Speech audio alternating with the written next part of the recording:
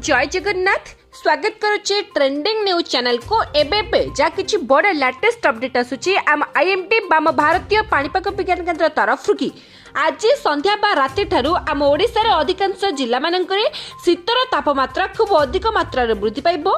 किछि जिला मानकरे घन कुहुडी पड़िबार मध्ये यथेष्ट अधिक संभावना अछि।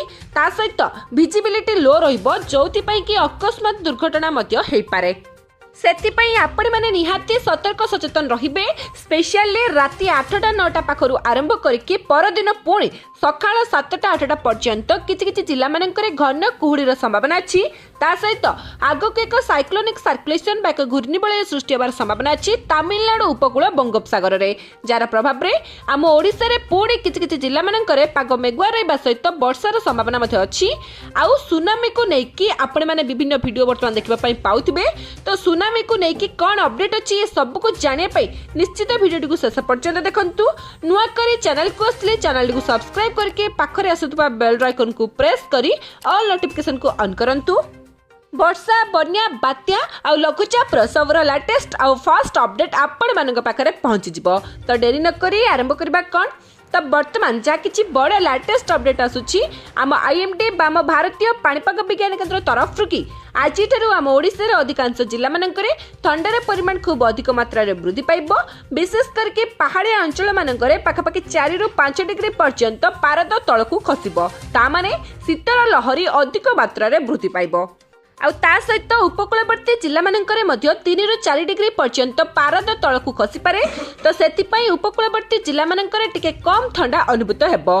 ता सहित जेहेतु मझिरे मझिरे कोहला पाग रहउची सेतिपई ठंडार परिमाण एते मात्रा रे वृद्धि पाउ नै।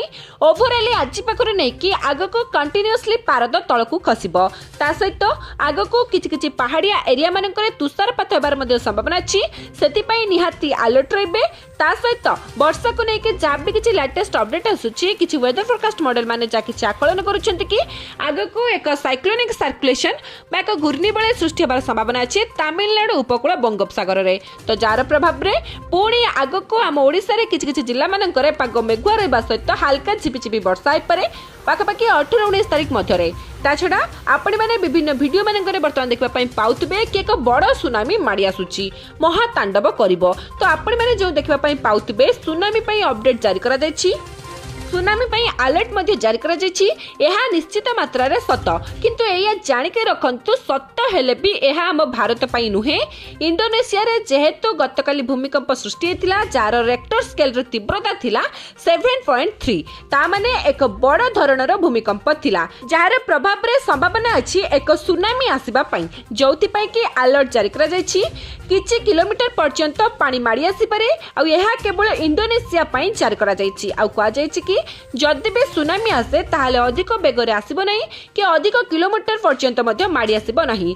सेति पई कोनोसी चिंता करबा आवश्यक नाही। ता छडा विभिन्न वीडियो मानकरे आपण माने देखबा पई पाउथिबे कि माडी आसुची भयंकर सुनामी। तो सेमिते जमारु नुहे। इंडोनेशिया रे वर्तमान अलर्ट जारी करा जायछि। सुनामी आसी पारे न भी आसी पारे।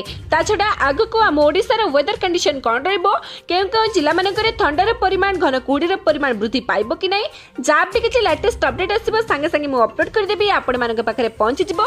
सेति पई हम चैनल सहित नियति जड़ित होई करंतु। वीडियो भलो लागितले समस्तक पाखकु शेयर करबा सहित समस्तक सचेतन निश्चित करंतु।